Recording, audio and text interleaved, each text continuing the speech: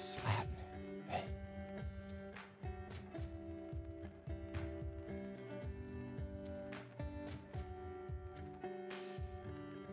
How everybody doing today?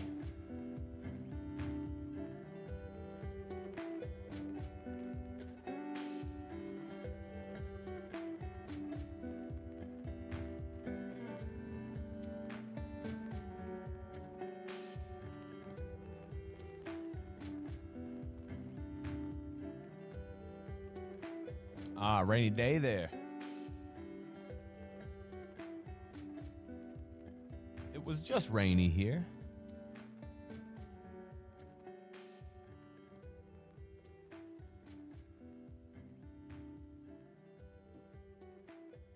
What's going on, Pepper? How you doing, bro?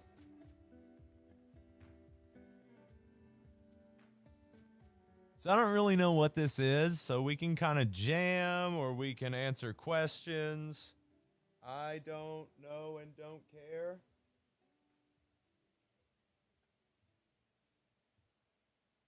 Just whatever we want to do, really. It's free time, free period.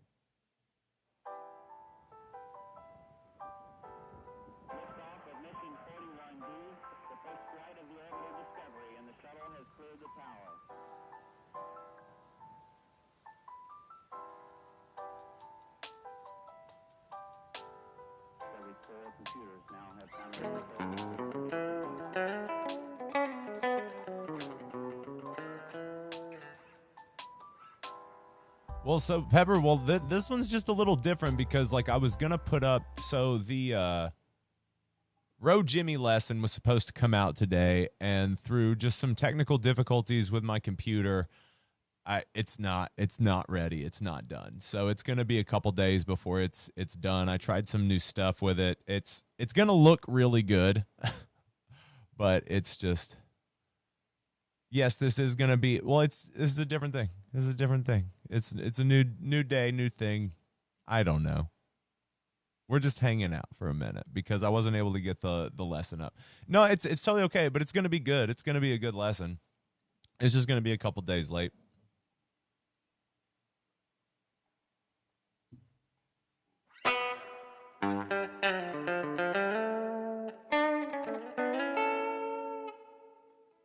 You have no sound? You should definitely have sound. Oh my God. Yeah, Row Jimmy's going to be a really good one.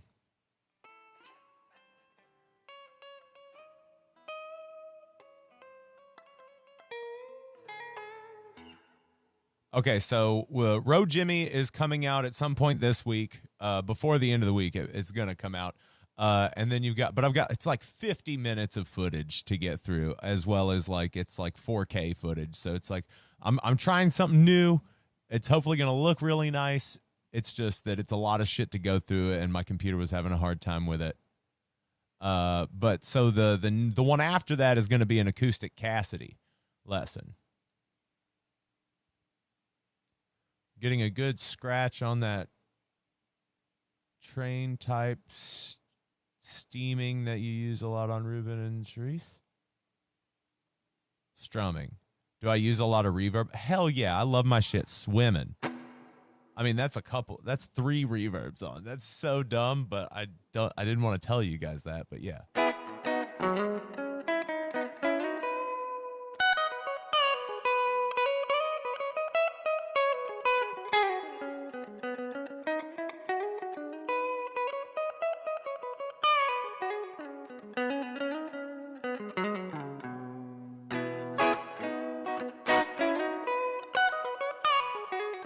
I always just want my shit to sound like I'm in a fucking stadium or something. I don't know.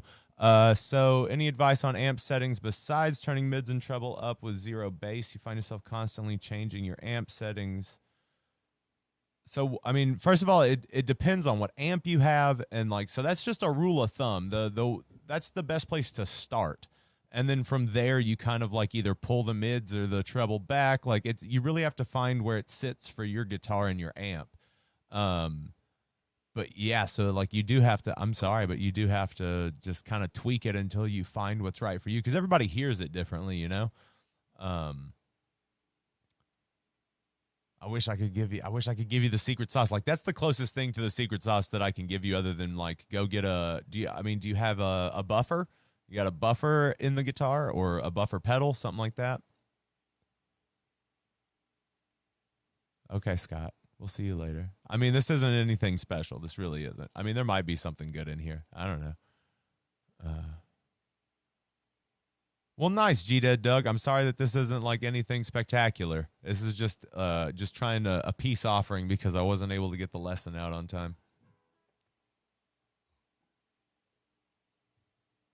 So I mean, like even like adding in just a touch more bass, Pepper. Like, and I don't know if you're on a Strat. I don't like what are you playing through? Because also, you know, if you're depending on what pickup you're on, that drastically changes what you're going to sound like. You know. Fender Strat, are you going on your middle pickup? Because that's the way to do it. And then, yeah, maybe even like coloring in like a touch of drive to it. Maybe even just to like maybe thicken it up a little bit.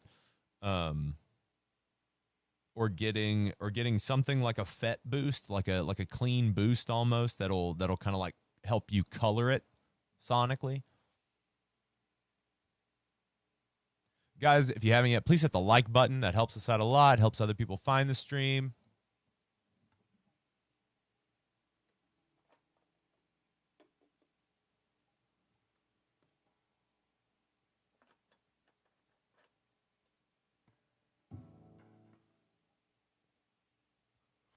All right, y'all get some more questions in. I'm gonna play us a tune. How about that?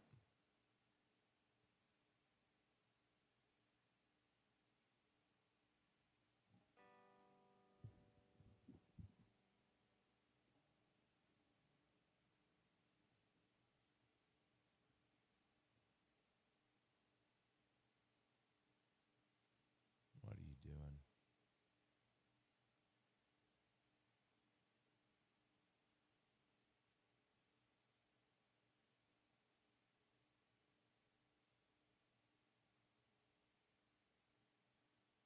Oh my God.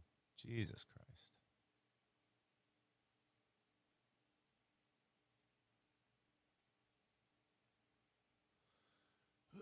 When stuff doesn't work the way you think it should.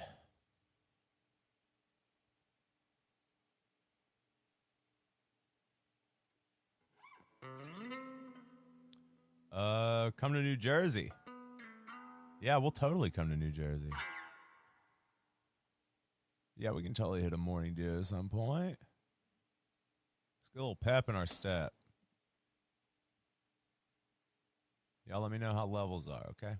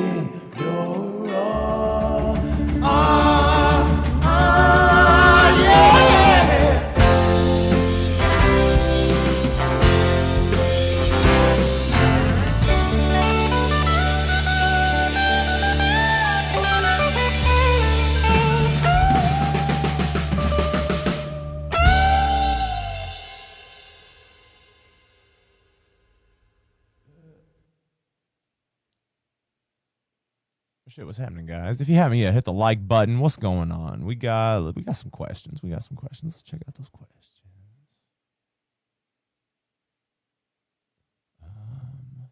What do we got?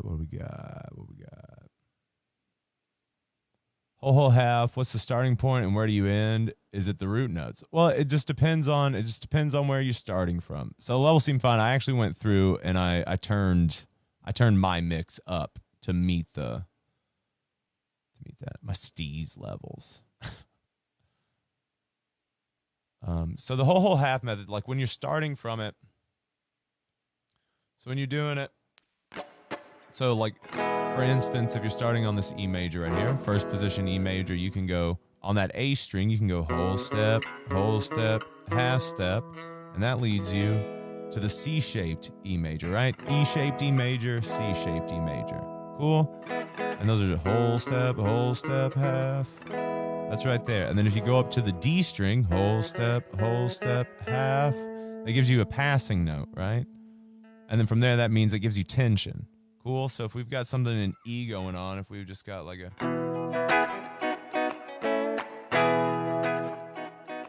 So we got something like that, right? So we would go...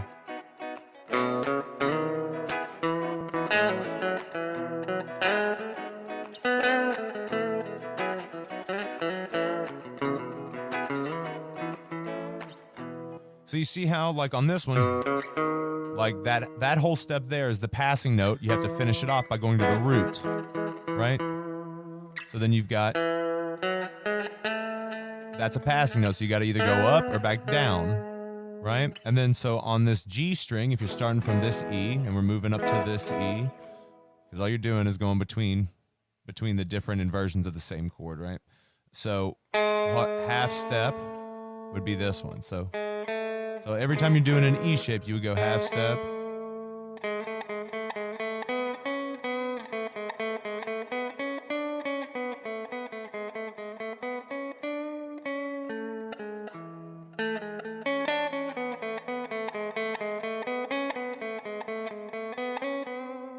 And then on the B string, you would go open, whole step, half, and then no.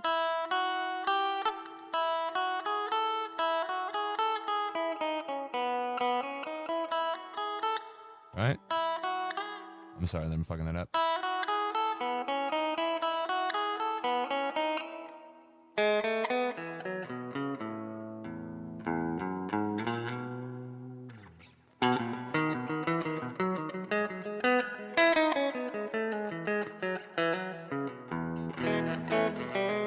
It's just a way to traverse the neck going between your chord inversions. It's like just the easiest way to connect them all because you've just got all these different versions of the same chord.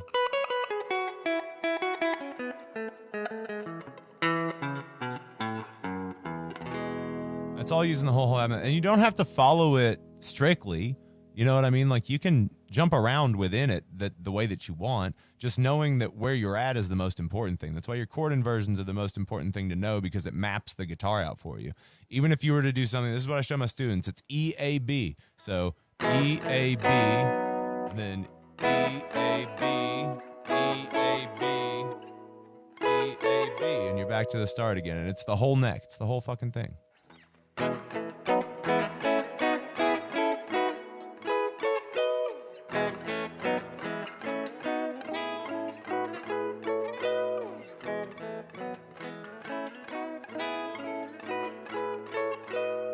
Right? So there's just... And you're showing yourself all the notes you can play. I don't know why that chord shape has fucked me up so much over the years. The C shape, but it's like the most important one to learn. Unfortunately, the C shape is one of the most important shapes to learn. Because ultimately, you only really need three. You really only need the E shape, the A shape, and the C shape. Those are those are the main ones. The other ones are made up of those, right? So the A shape is the same as the G shape.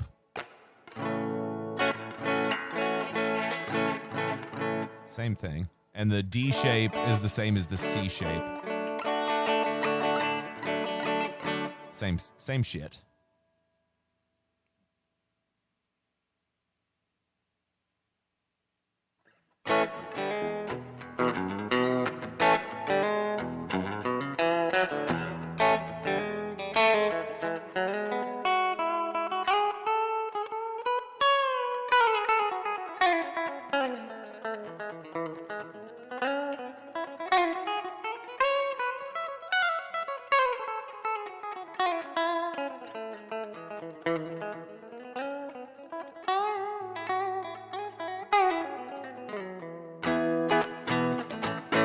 Do you guys like that I've been using the single coil?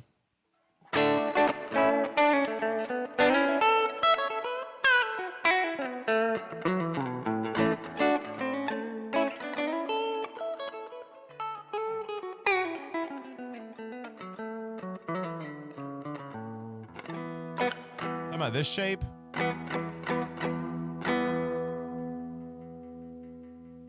That the one you're talking about?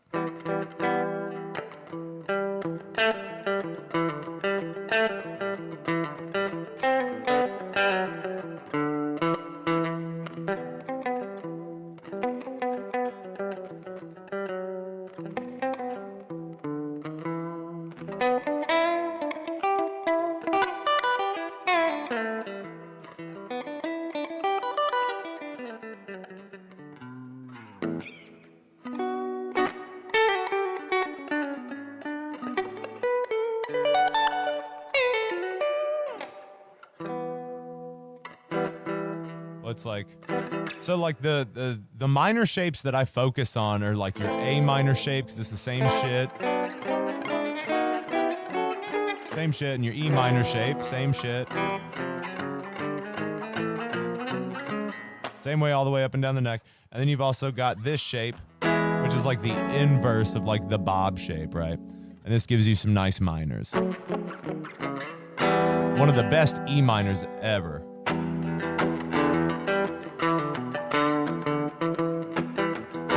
Oh, my ring finger isn't doing anything. Ring finger's just floating.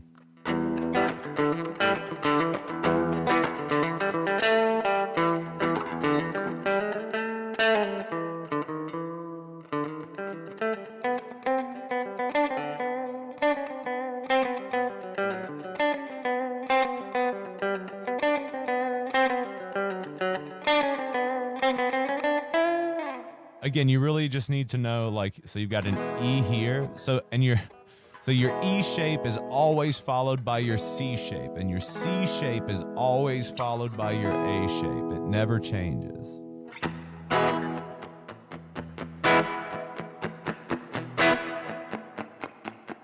you've got your bob shape there.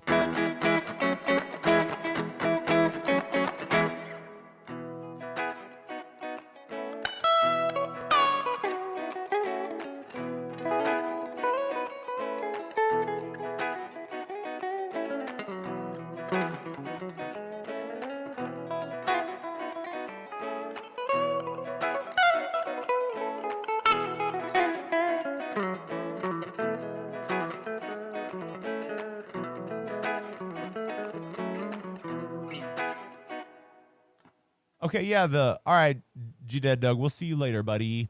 Oh, that's not what I meant to do. Oops.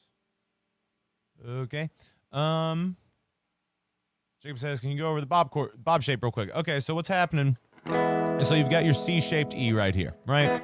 If you can do that along with me, do it along with me. If not, I don't know what to tell you.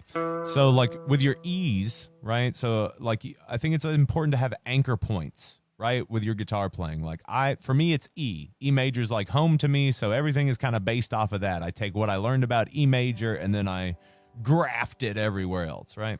So I always know that with your C shape chords, your pinky is always going to be on the A string and it's always going to tell you what the chord is. So your pinky and your middle finger are always going to be on a root. So, and it's always going to be the 7th fret of the A string that's your E, right? So, when you're doing these C shapes, to do a bob shape, or what I call the bob shape chord, you're basically just switching these two fingers, your pointer finger and your middle finger, with your ring finger and your pinky, right? You're moving it to there. So for the bob shape E, you're going to put your middle finger on the 7th fret of the A string. You're going to put your pointer finger on the 6th fret of the D string. You're going to put your pinky on the 9th fret of the G string. And it gives you this really nice open E chord. Now you can do this for every, you can move it up and down. This is just one of those shapes, that you can move up and down and turn it into whatever. But you can't always hit that open E chord, you know what I'm saying? Or the open E string. But with this E, you can, and it's really nice.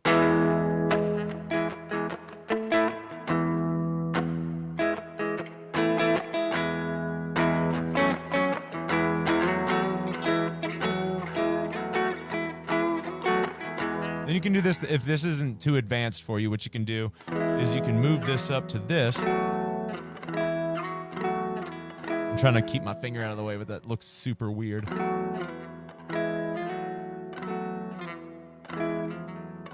Then you can move that up again, a whole step. You can move it up again.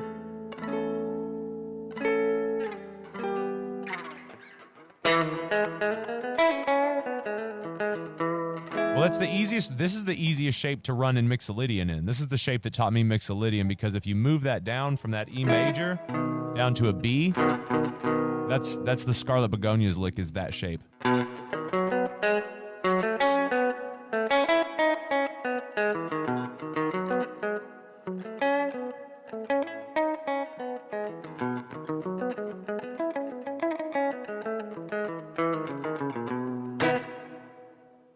So that's a little fun thing. I don't know.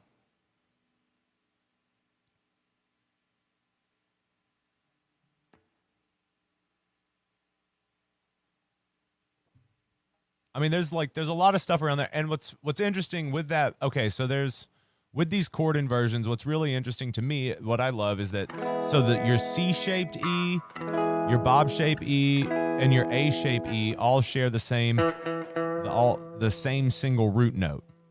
And that's the same for every single other chord too. So it's not just that way with E, it's the same way with G, C, D, everything. So it's you've got your E-shaped G right here.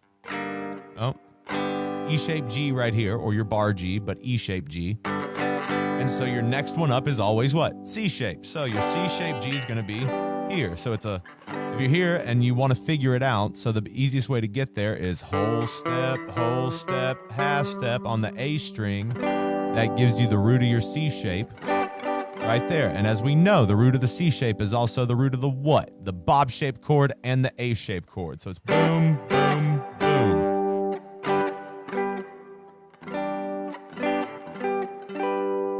Right?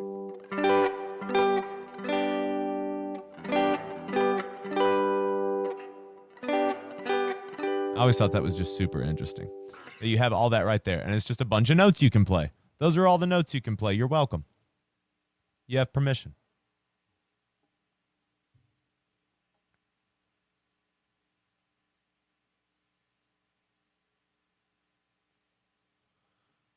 We had somebody ask for a morning dew. We can do that. When you learn dead songs, should you try to be exact? Slow or fast, friend of the devil? I prefer a slow friend of the devil. That's what I prefer. When you learn dead songs, should you try to be exact? No, because they were never exact. It always feels impossible to figure it out by ear. Yeah, that's the point. You shouldn't try to figure it out by ear. It's cool to learn that stuff when you're starting out, right? It's cool, and some songs have specific licks, right? You can't really fuck around too much with songs like Friend of the Devil or with Estimated.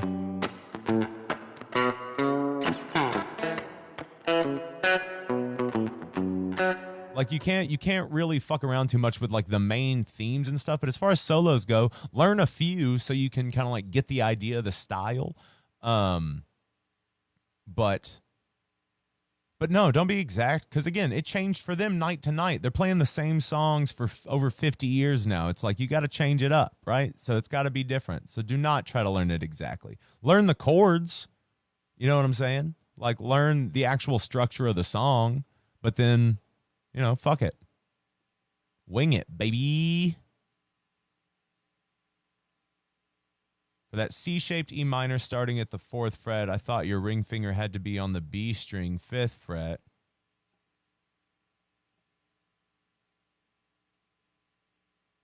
It's just adding another C-shaped E minor.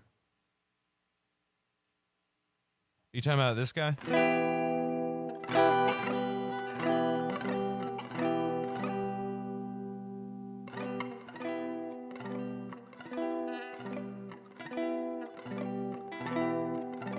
So this is an interesting thing, too. This is how you find out your relative minors. So if you've got a C-shaped major chord, so this is your G major, right? C-shaped G major. And if you just move your pinky under it and form that A minor shape, that gives you the relative minor to that major chord you just played, and vice versa. That's fun. So that's an E minor. E minor is the relative minor to G major. So just some easy shit. So it's the easiest way to do that. Another easy way to do that is with your E minor shape. So, and if you take that away and make an A-shaped chord, that's your relative major to that minor. So that's a B flat. B flat to G minor. Just an easy way to figure some shit out and start to understand the fretboard a little bit better. Roger, thank you so much, man. That means a lot. Guys, if you want to throw anything in the tip bucket, you know how to do it. It's there, and it's also super chat, whatever. It means a lot. It helps out. Anything helps. $1, $2, whatever. Fuck it. But anyways, I find that the easiest way to figure stuff out. Like, again, everything's connected. It's all just the same shit. This isn't that much of a mystery. It's just shapes. It's really actually pretty smart the way it's put together. Isn't it crazy how it hasn't changed in a long time? Let's see, but it's hard to do that way, so I guess I could just leave it out. Okay, so no, you've been trying to find a pick to send a C-shaped E minor. So, I mean, are you talking about this?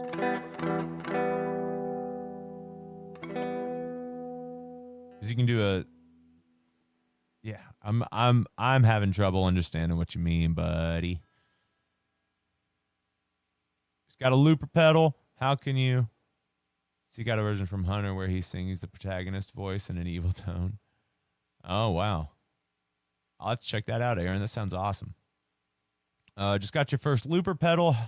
Sorry, I'll go back to me. Hi. Just got your first looper pedal. How can you work on lead over Fire on the Mountain without it sounding like scales? Okay. Well, let's get a little fire loop going, shall we?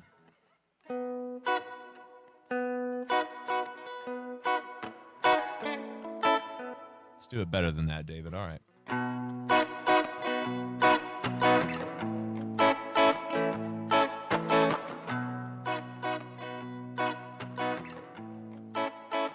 All right, so this is why your chord inversions are important. All right, Keegan, are you listening?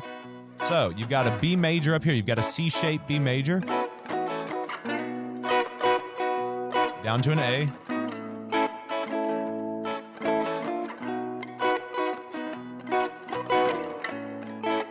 And then you've also got a B here. To an A there, right? Then you've got one here. Right? You've got all that space to play with. They all interconnect. So how do you do it without just sounding like you're doing scales? Don't do scales, do shapes, right? Trace the shapes that you've got.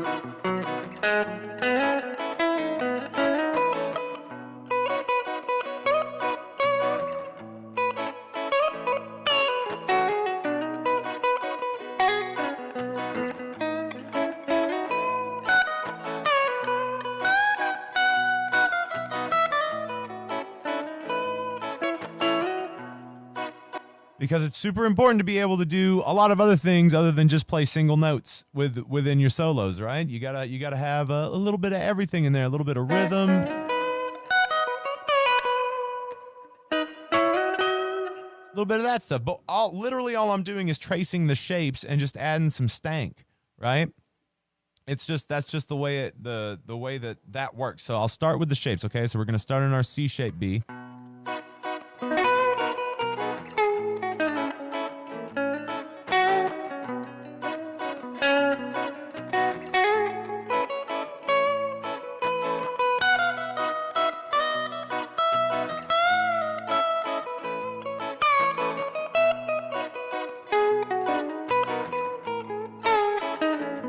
Okay, so that's that C shape. We're going to move down to the E shape, right?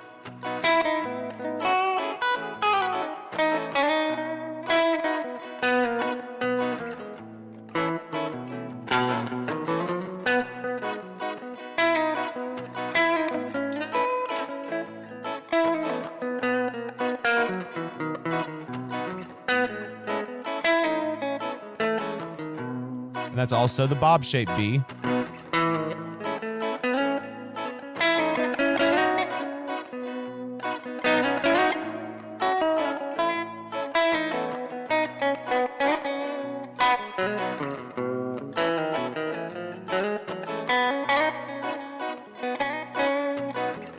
Now we're in this B, right? We're in this A-shaped B.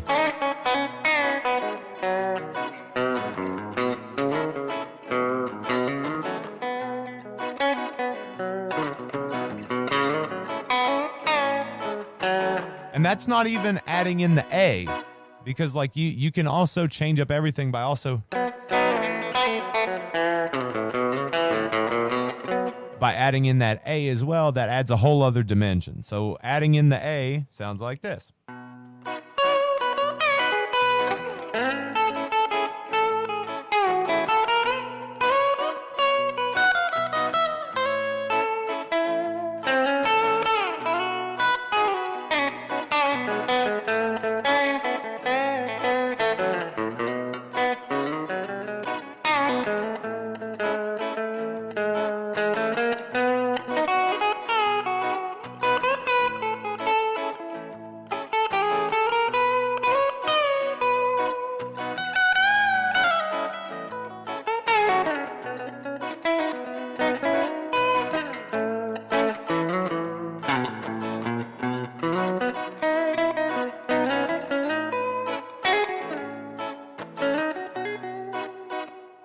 Shapes, baby, shapes.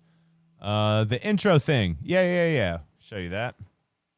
So that intro thing is, so you're on the 11th fret of the G string. You go down to the 9th fret of the G string, so.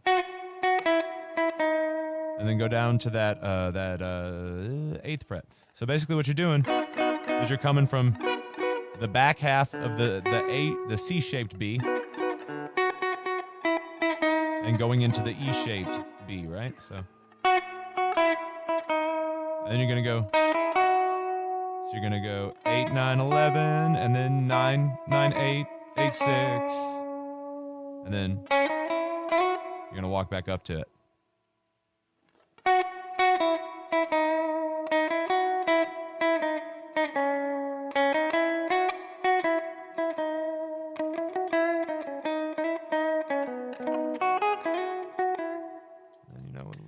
Bitch on it.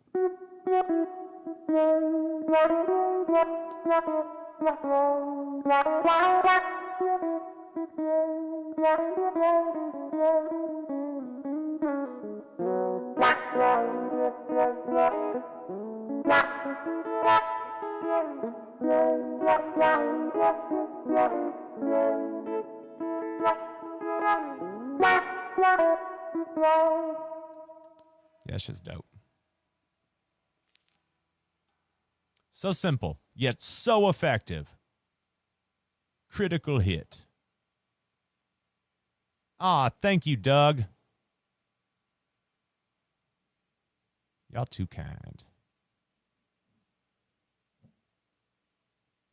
Envelope filter, yeah, man, they're great. They slap as the kids say. Kids still say that? I don't know. It doesn't matter. What up, Dangle? Dangle, dangle, what's happening?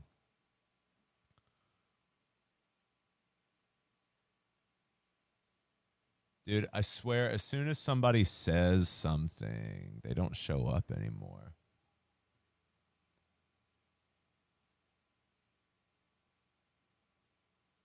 If nothing else, learn more inversions.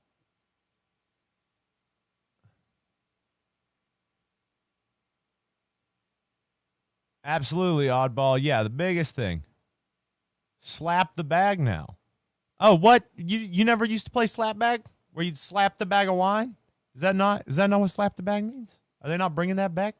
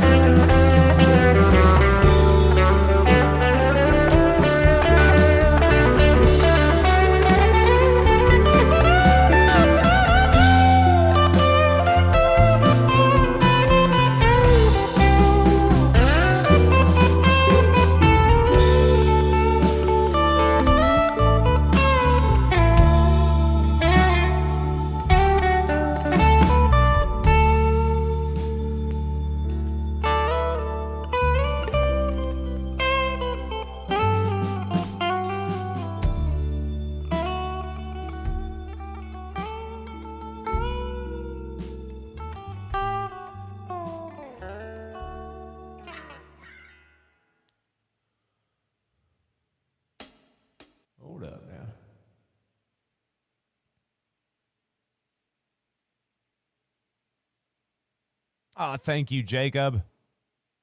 And thank you very much, Keegan. Y'all the best. Oh, you just shit. Nice. Who made my guitar? I made my guitar. I made this guitar.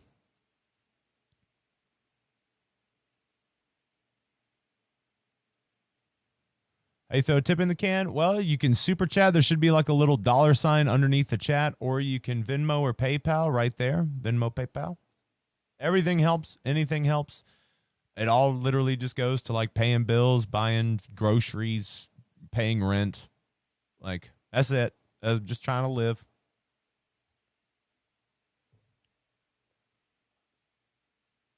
You can actually say skip that. Right under it, it says skip.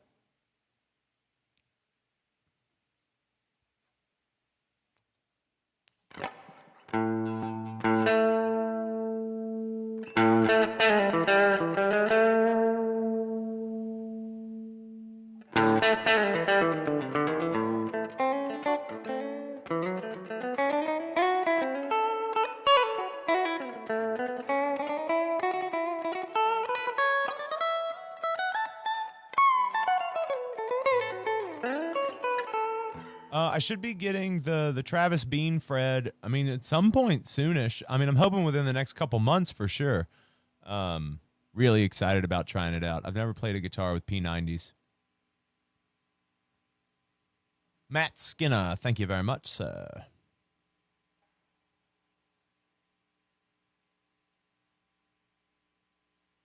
Let's see.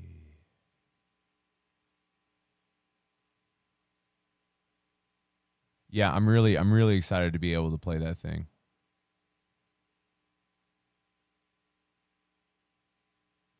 Some filigree. Does it have an aluminum neck? No, it's not going to have an aluminum neck. That I don't think, because that would change the cost of the guitar tremendously. Because like the whole idea behind Fred is to get you these, like, I mean, they're technically boutique guitars because they're made in small batches and like the bodies are milled. Like, think about the quality. They're roughly the quality of like the $600 to $800 player strats, right? They're to that quality. They're to the quality of like the Epiphones, you know what I mean? Like even up towards like some Gibsons, right? Like the way that they're put together. So like him milling aluminum necks, like I don't think that was in his price range, and to keep it in other people's price range, so I think it's just gonna have a wooden neck, but I'm still excited to play it.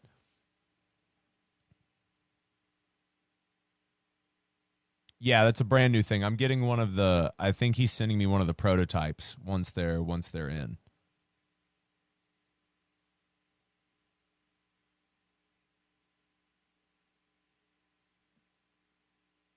I'm guessing some people from my videos have bought some Wolves or other Fred guitars.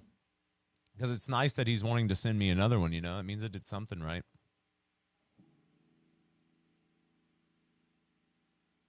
Yeah, I mean, I don't care. I definitely want to play one of the aluminum neck ones at some point, but I don't care if it has an aluminum neck or not. I'm used to wooden necks. I can get sounds out of it.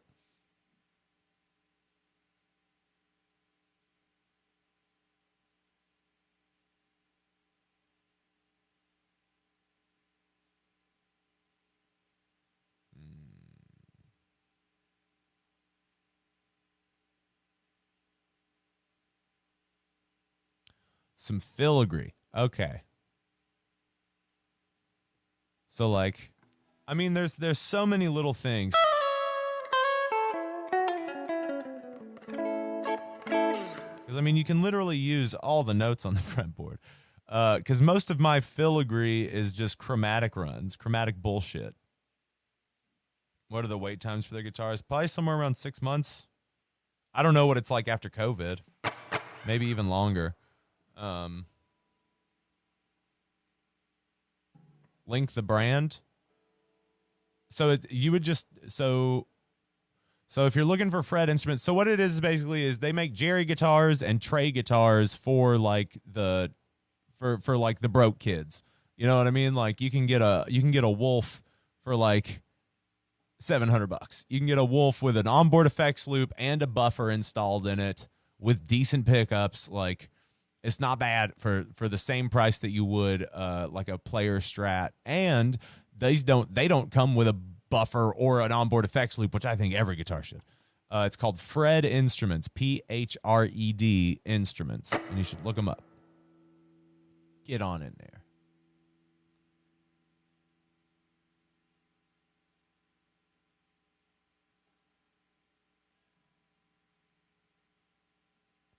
Yeah, he does upgrades on them. I mean, you can make them as expensive as you want, right? You really can, especially with the brass stuff. Now, some of that stuff you can, if you know how to do it, like I understand that he offers it because, a lot of people don't want to do work on their own guitars. But there's some stuff in there that you can definitely add on yourself if you've got it in you.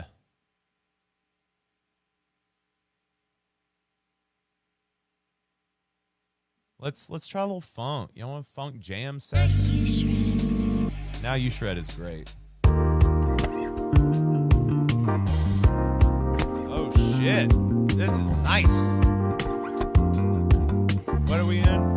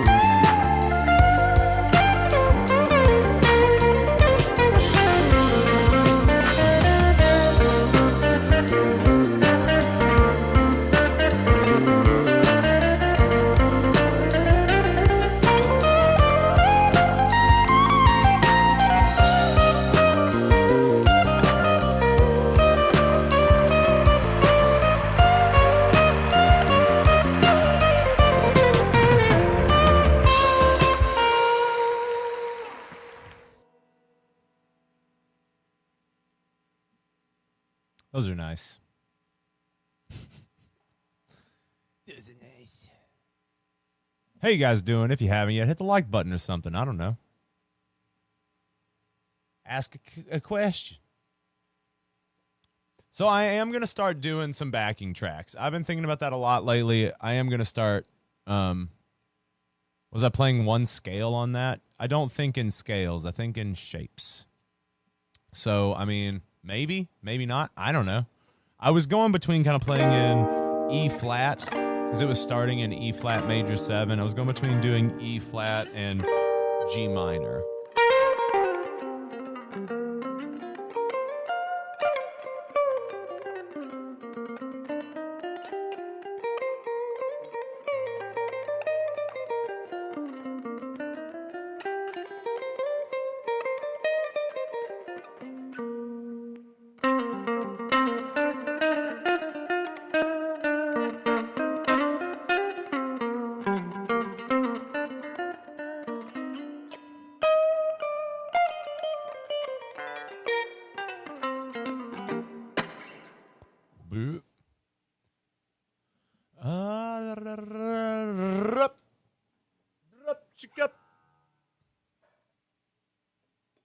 Yeah, oh shit.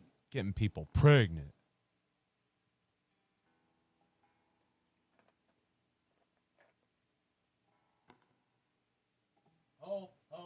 Half. That's literally all I do. You change it up for some things every now and again. But depending on the shape you're playing, you're more than likely going to do some shit with some whole half and fucking watch. Watch, motherfucker. I told you. I know that it's like super simplified, but things don't have to be that fucking hard, do they?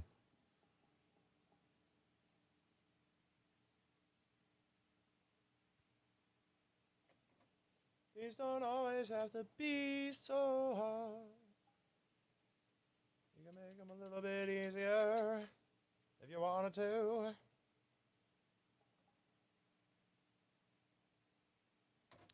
I'm excited for y'all to see the Road Jimmy lesson. I think it's going to be good. I think you guys are going to like it. Road Jimmy's not that hard. It's some sections, but it ain't that hard. Oh, yeah, I'm getting you motherfuckers baked in the middle of a Thursday.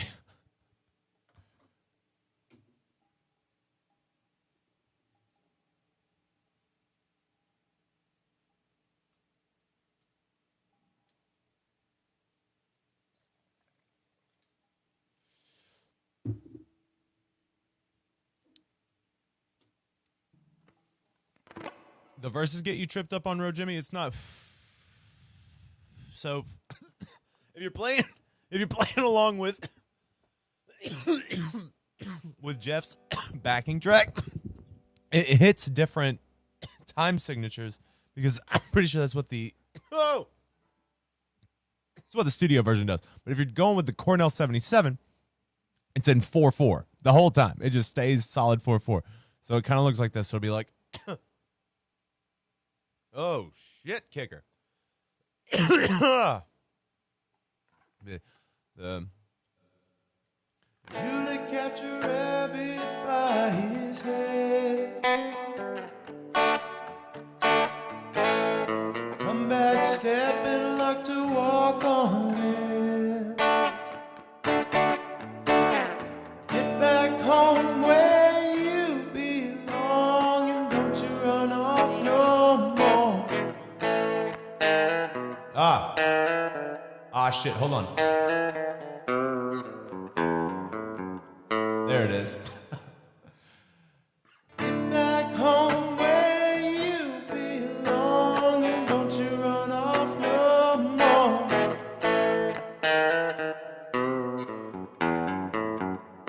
more. Or it's up here.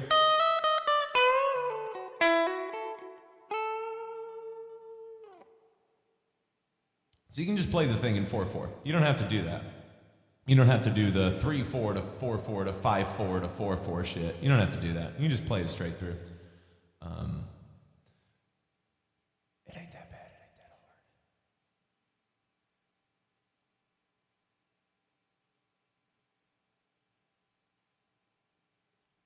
AB, thank you. We're trying to be the realest motherfuckers on YouTube.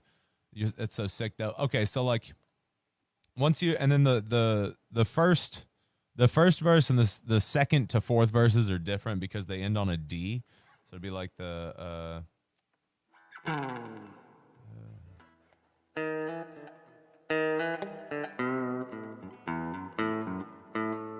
don't hang your head and let the due time go.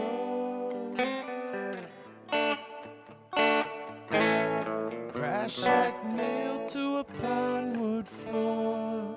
Because like with most Dead songs, you're literally just going with the lyrics. The chords only go with the lyrics because they were written to lyrics, right? It's very rare that the music that Jerry wrote was separate from the lyrics that were then brought. It's usually Robert brought him lyrics and then he wrote music to the lyrics. So that's why with all the songs, the chords go with the lyrics. Like the whole songs go with the lyrics, right? Even the drums have to go with it. Like Ruben and Charisse is the perfect example of that because you only hit when you're singing. Charisse was brushing along and gently down. It was the afternoon of Carnival.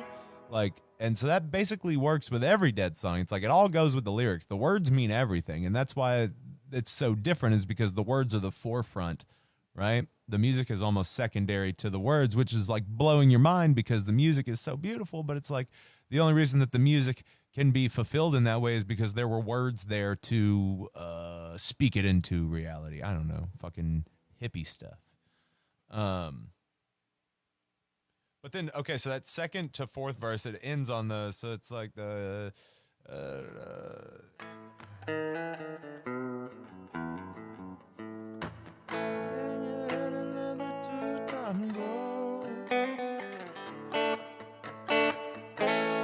grass shack nailed to a pine wood floor. Past the time, baby, I don't know.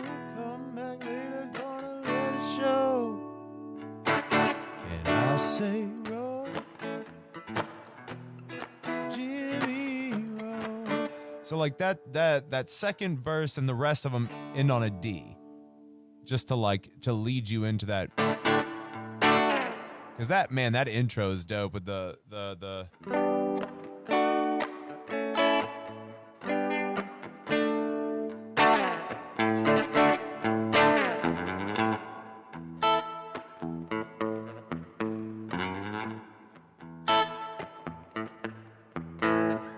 stuff's dope. Oh, I'm always like that. I'm always ready to talk some high-ass hippie shit, bro. That's how I live my life.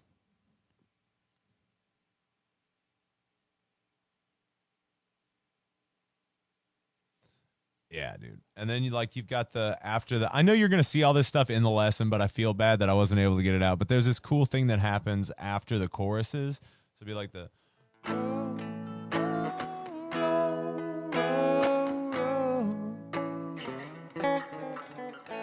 that shit, or it's like... or... it's just a walk down from A to G to A. Chromatically. It's so much fun. Be lazy with it, too. The lazier those slides and shit, the better.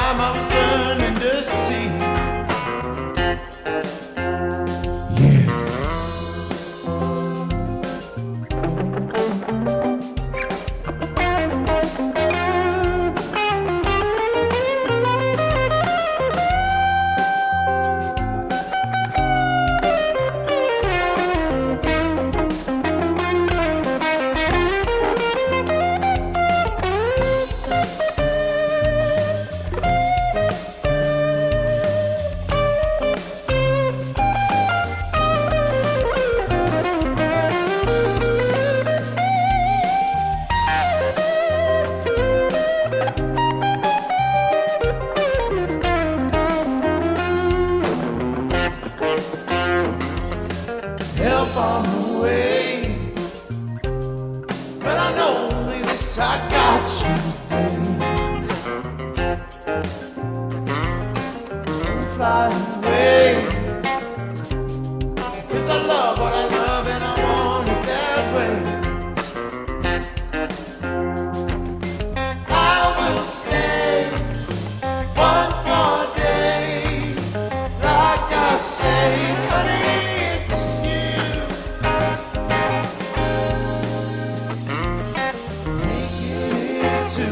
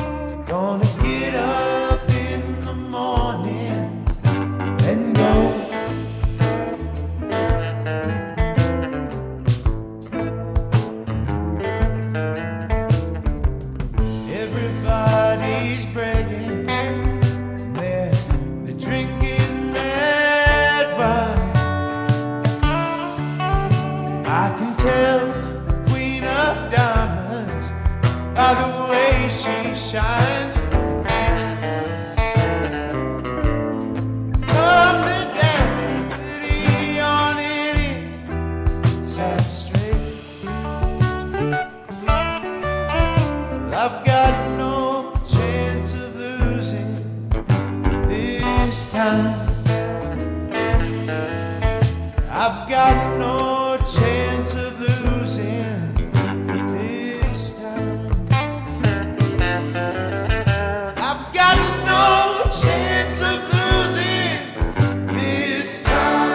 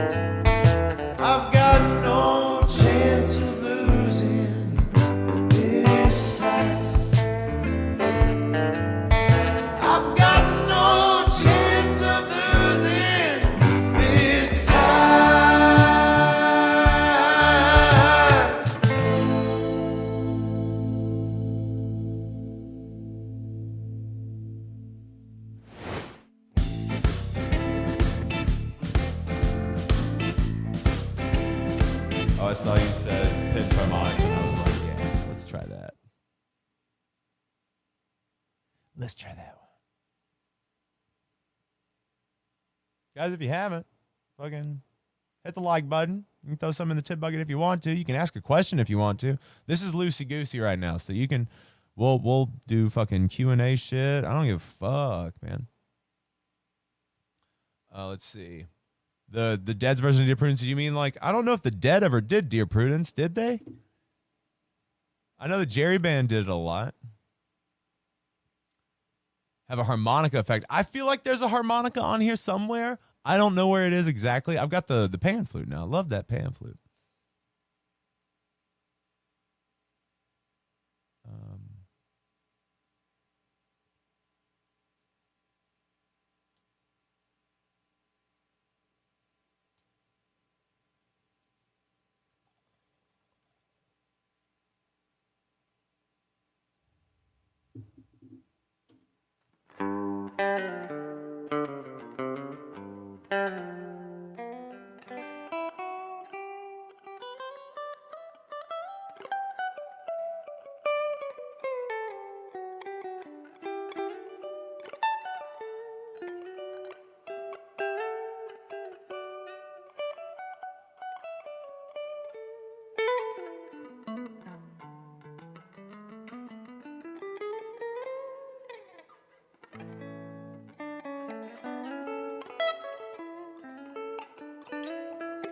See, I don't know, man. What's going on, Birdie? Birdie. Um, how would I approach trucking? It's trucking such an easy song. Yeah, so how I would approach trucking, I'll tell you. But hold on a second. So we've got next time you see me, I'll look it up here in a minute and see what's up with it. So Dead and Company or Phil and Friends. I would honestly probably go see Phil and Friends. How would you do trucking? Okay.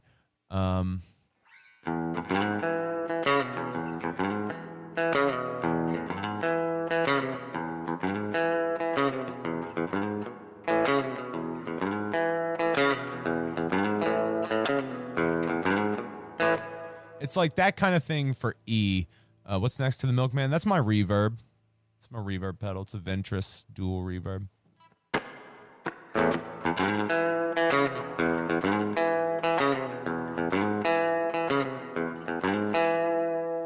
So that's kind of what I would do. Like the intro itself is up here.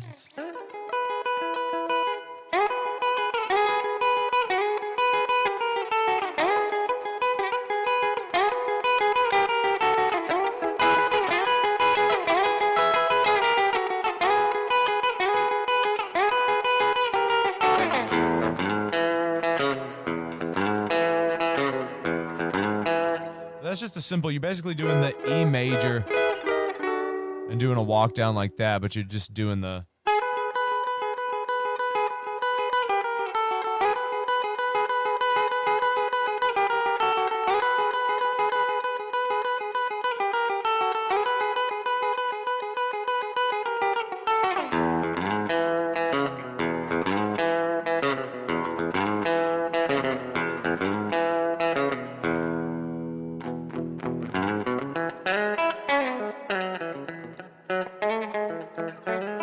My Cassidy lesson. I've never done a Cassidy lesson. It's coming soon though.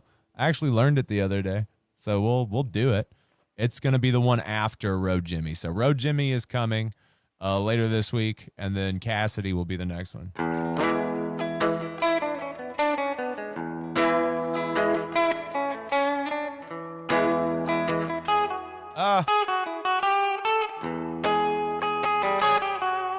Shit. I've seen where the wolf is set by the silver stream.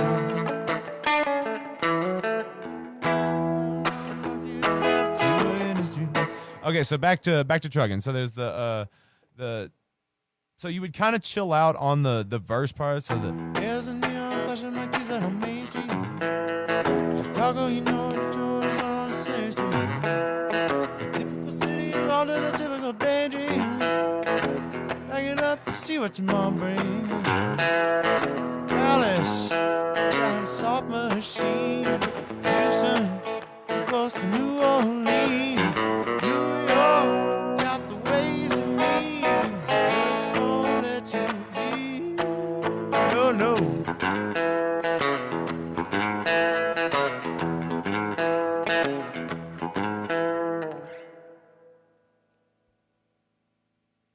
She's cheating with vitamin C, though.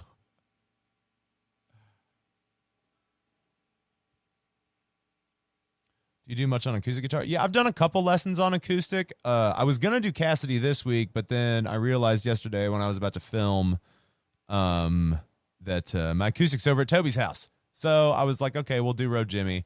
And then I shot it on in 4K, and then I was like working on stuff, and my hard drive got overloaded, and so I had some problems. I wasn't able to start editing on it, so I've got like 50 minutes of stuff to edit down over the next day or two.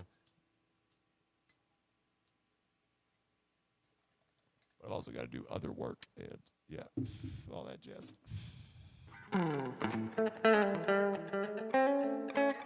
Aw, Dabber, I'm sorry.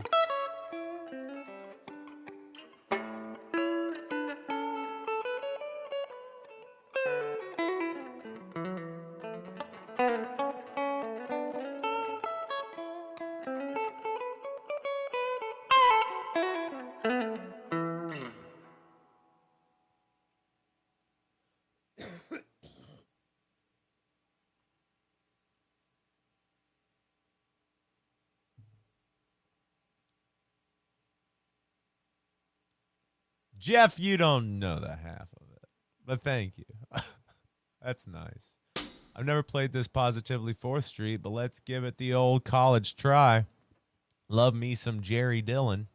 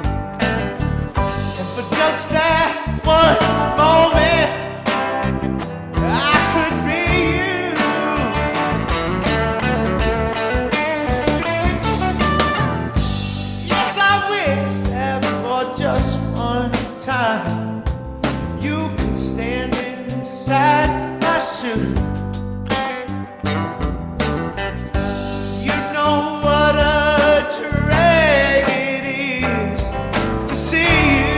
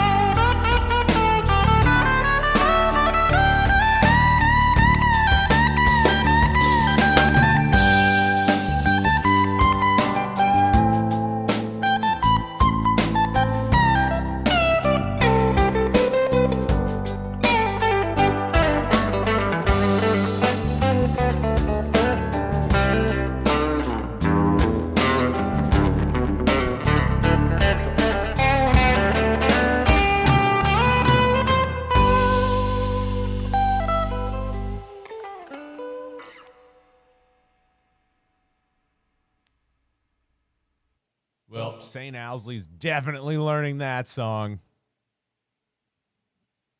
That's fun. I haven't played that song.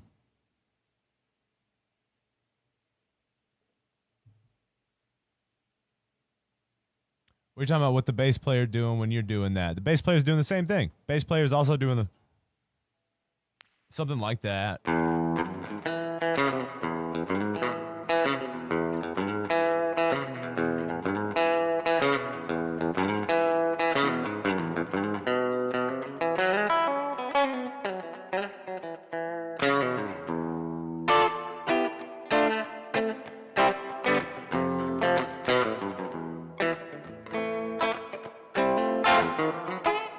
Shit, I'm trying to work in this walk up in there. It's so dumb. It's like so it's the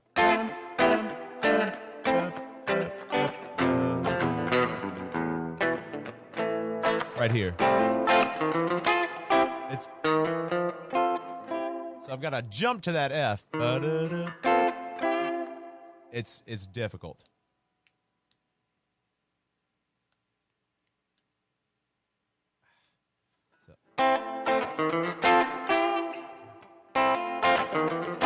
I gotta do it with my pinky. That's it. All right.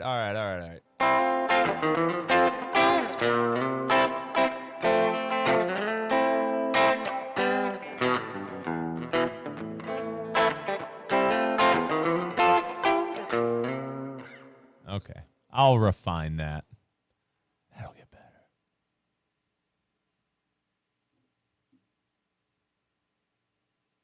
What's happening? How y'all doing? Y'all doing good? Hit the like button if you haven't. Thank you, Jeff. Much appreciate. What are your thoughts on Caution Don't Stop on the tracks? I'm sure it's an easy blues song, but I feel you can really let it rip on the pentatonics. Like, yeah, absolutely. I'm down for, like, if you like it, yeah, I'm good. I'm down.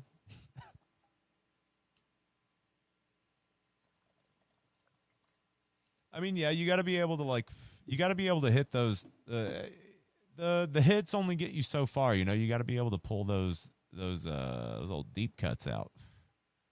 What's going on, Reckoneers? How you doing, homie?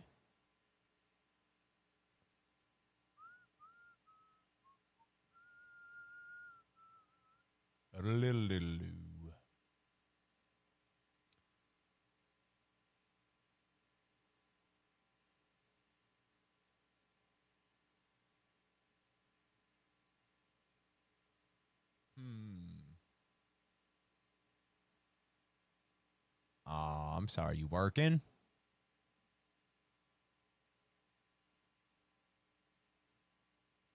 Let's see.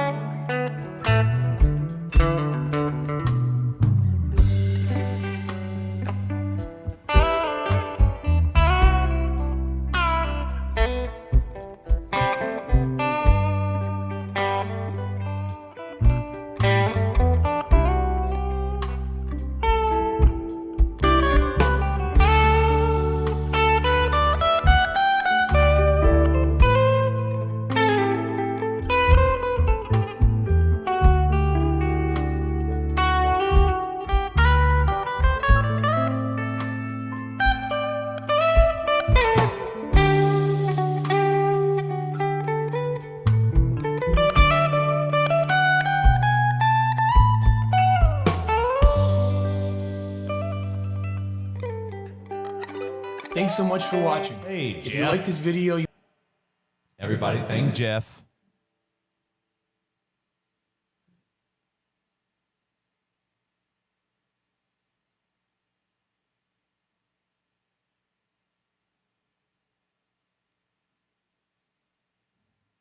Oh. How you feeling, guys? We got any questions? Any questions? Give you answers. Oh.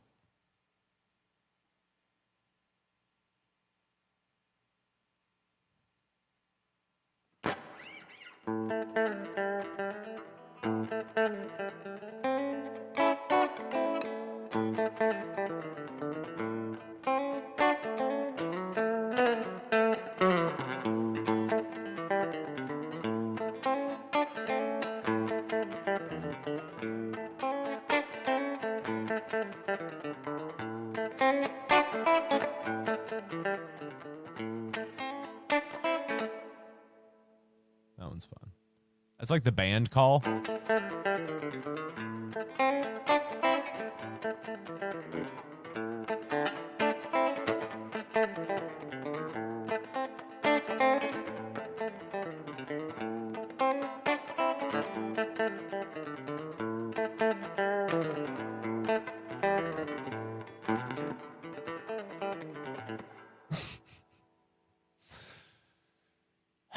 the worst.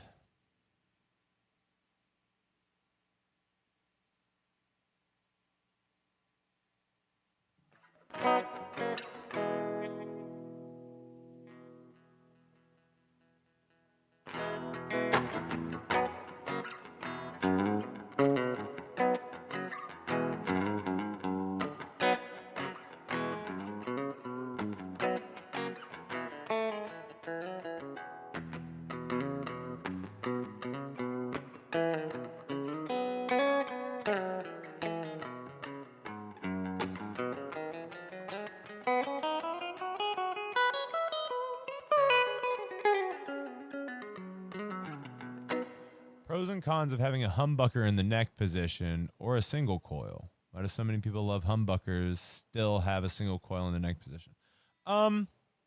Probably because they're not going to use it very much, and when they do, they probably want it to sound more like the middle. Because this is...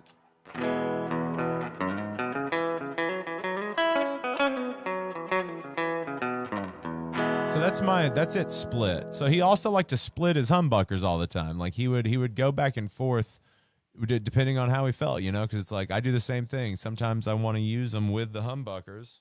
And so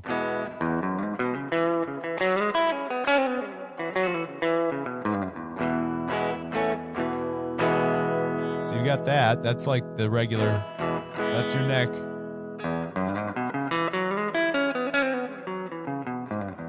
It's really just what you prefer to hear, right? So like this is the humbucker. Then you split it. It's just like, what would you rather have if you go to that? And also, didn't use it much. I don't use it much. I'm mostly here. I'm mostly always here. Unless I'm doing like a Mutron and then I'm here. I rarely use this guy. Rarely. Sometimes I do, but rarely. Humbucker's too dirty in neck? No. Depends on what you'd consider dirty. It all depends on how you push them. Like, you can make humbuckers really clean. You can have them be really clean. You can make anything real clean.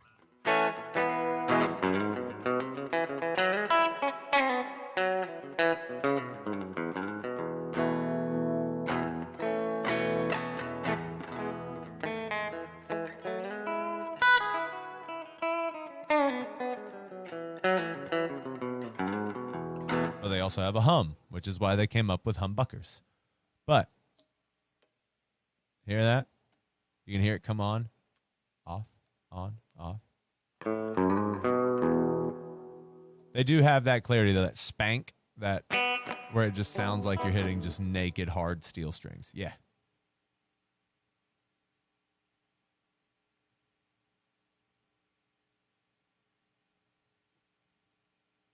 Nothing you found sounds like a Super 2. That's right, man. That's what these are. 3 Super 2s, baby.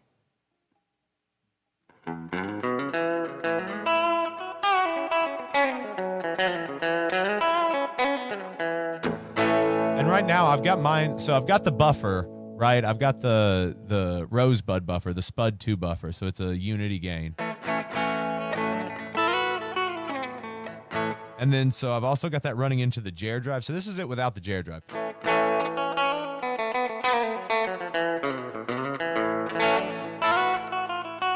And I've got it split. So it's like it's the single coil.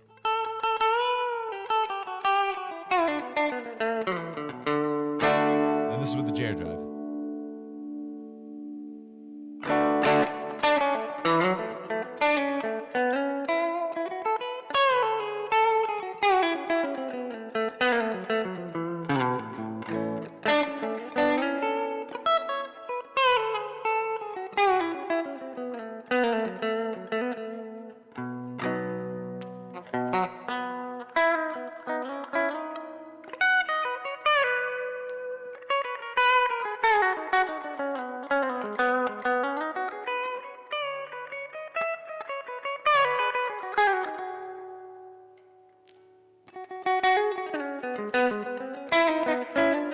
So the Jer drive is just a FET boost that's giving it kind of like, it's giving it more natural harmonics around it. It does dirty it up a little bit.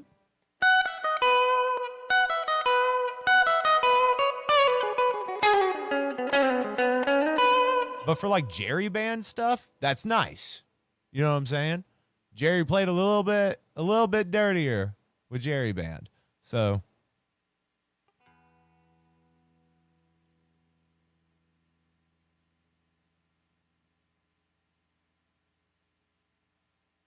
ah.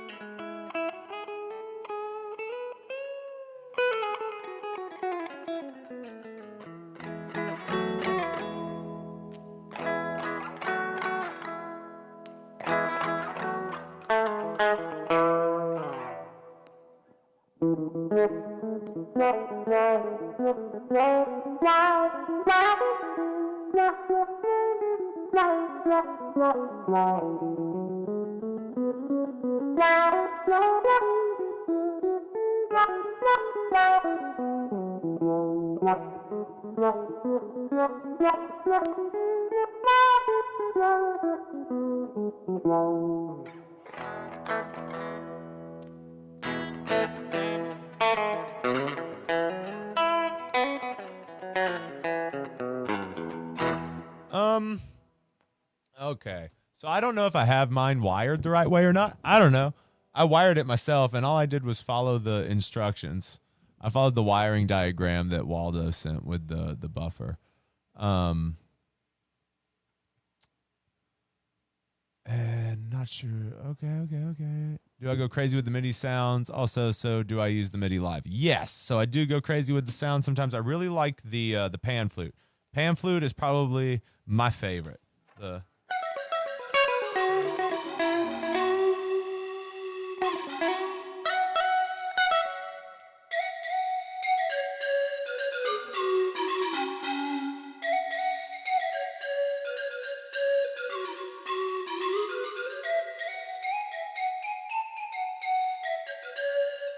Probably my favorite.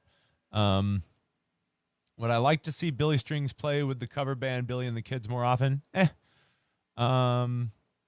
Also, thoughts on what Strings brings into the whole Dead musical environment. Man, I like anybody playing the music. That doesn't mean I'm going to listen to everybody play the music. If that makes sense.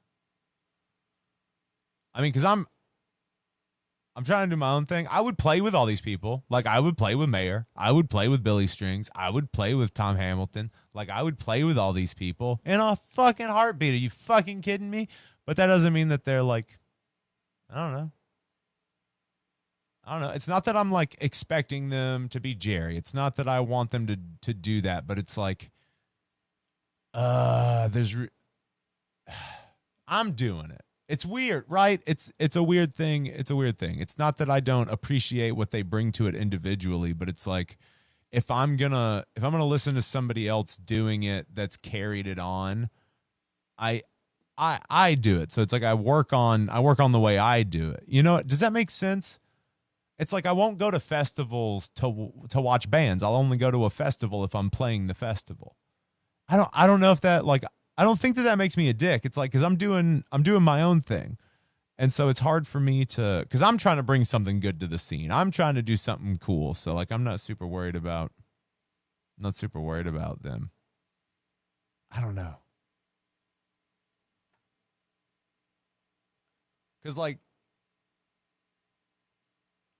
well no, I mean I give respect where respect is due. I mean, like they're doing stuff with it. I mean, like, as long as you're keeping the music alive, as long as you're pushing it off to other people, and like, you know, turning other people on to it and shit. Like, because it's about the music.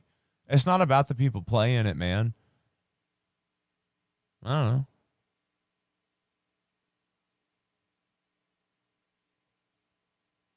No, you totally donated $10. Thank you very much. Thank you very much, Carrie. And like and I would play again. I would play with Billy. I would play with Mayor. I would play with any of these cats that are like doing the Jerry thing or like doing all that stuff. I would play with them in a heartbeat. Of course, I would love to. I'd love to get out there and do that. But like, as far as like going to see them, I'm probably not going to go see them. Probably not. I mean, I might see them at some point if I just fall into it. But like, I'm not going to actively do that because I'm trying to do my own thing. Like I'm trying to go out and play for people. I want to go play bigger and bigger places I want to go play this music bigger and bigger places. You know what I mean? That's what I'm trying to do. So it's hard for me to really be like, "Oh, fuck yeah, let's go really get into some musician." It's like I got to be into me if I'm going to do anything with it. But that's not me shit talking. I'm over shit talking.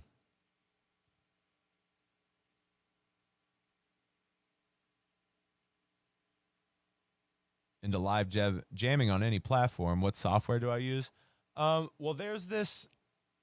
So look into Jam Kazam. So that's like that's like supposed to be the lowest latency. Like you can jam together over the internet. It's supposed to be really low latency, so you can actually kind of pull it off. I don't know. I haven't tried it yet, and I haven't necessarily heard anybody say anything about it, but it exists. But I use Logic Pro. So this is the software that I use, Logic Pro. I've got it small right now, but it's just boop boop boop.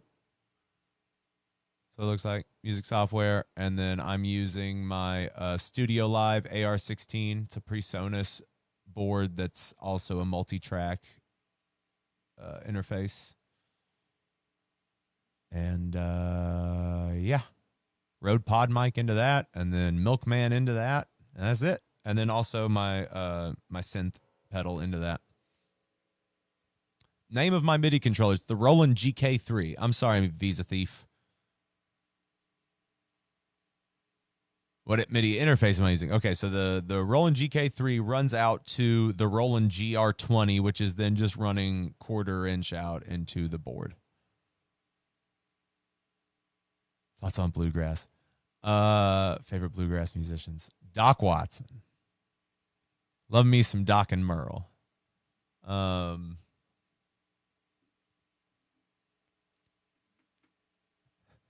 Love Doc and Merle. Love me some Grateful Dog. You know what I'm saying? And I really love like well, I mean, I'm more of a folk guy than a bluegrass guy. Like I like some bluegrass, but I'm more of a folk fella. Yes, that's exactly okay, so Mike, yes, that's exactly what I'm thinking when I'm playing the pan flutes. I'm totally thinking Peruvian pan flute band from South Park, but like I'm working them to the bone. The dude's like, ah, ah, because that makes me laugh. Nickel Creek at all? I mean, I've listened to him when I was younger. Yeah. I really love some Gillian Welch. Gillian Welch is like up there. She's the bomb. Doc is God. Yes, absolutely. Love me some David Grisman. Yeah, Rice, absolutely. Johnny Rice is the man. I dig all that shit.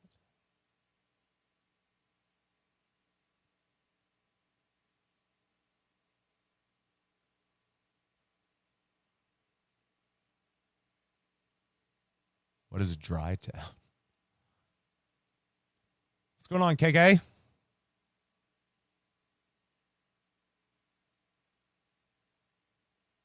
Oh, yeah. You got to talk about the Fleck. Fleck kills it.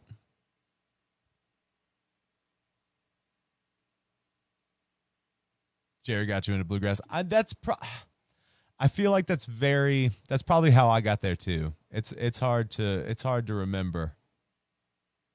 It's hard to remember everything. Anything. Hard to remember anything. What? Is there really a...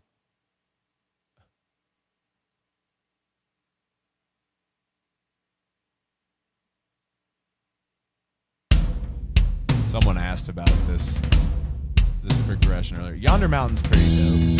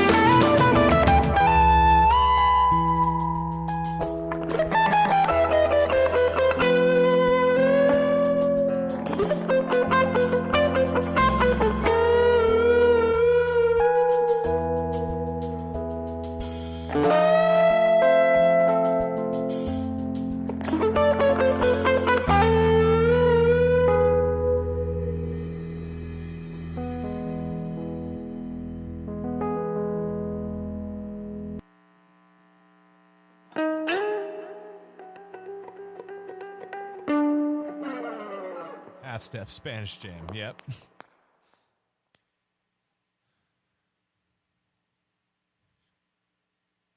So just major scale and E. Actually, no, it's E minor. It's E minor scale. I was just playing an E minor for the most part.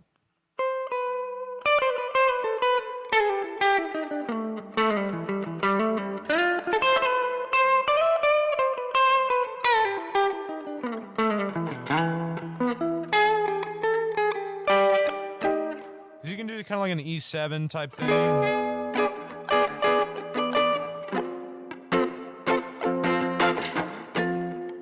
You can always just solo with it too. You can always go from E minor to F. Whatever you want to do.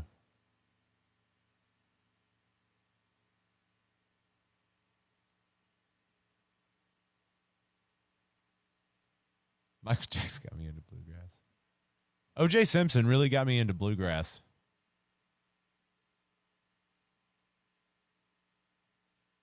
Oh, let's try this jazz swing. In what? A flat minor.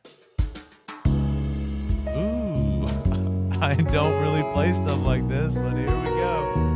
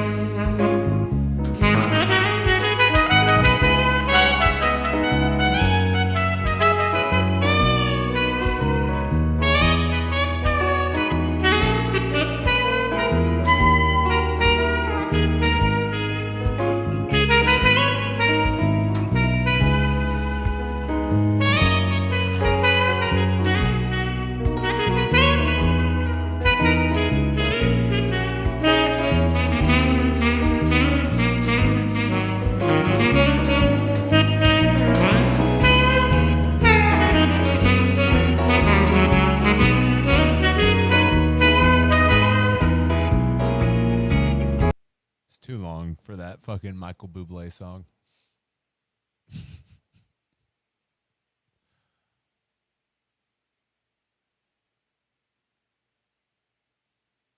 But not a bad backing track.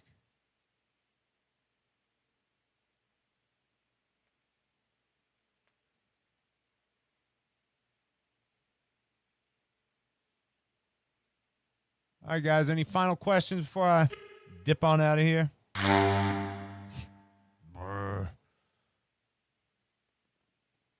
But I love you guys very much. Thank you for being here. Thank you for those that have tipped. It only helps. It helps me stay in the house. So if you want to do that, you can do that. But thank you. Hit the like button. But yeah, sorry if this has been asked already, but have you dipped your toes into some Goose yet? Yeah, we listened to Goose. We listened to some Goose. I mean, I'm not like super into it yet. I don't really have the time, but I do enjoy what I've heard. When are we going to come to Colorado? We're going to get to Colorado as soon as we can. I mean, like, we're working on setting up tours. It's like you got to kind of start like doing circles out from around where you are. And we're working on that right now.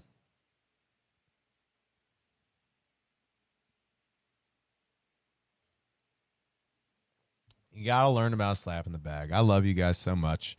And so if you're on the Patreon, if you're on the Patreon on any tier, so you can go join for $2 right now. You can come watch movies with us tonight. If you're not doing anything tonight at 9 p.m. Eastern time, you can join the Patreon if you're not already on the Patreon, and you can come watch 2 movies with us tonight. Every month, every second Thursday of every month, we watch 2 movies with everybody on the Patreon and the Discord. And also, we record those, so then if you're on the $5 and above tier, you can rewatch all those movies with us. Just saying. What movie are we watching? We watched 2 movies. So we watched Theodore Rex with Whoopi Goldberg, and we're watching The Howling 2, My Sister is a Werewolf, or something like, I forget what the other alternate title of it. It's like something wolf bitch or something like that.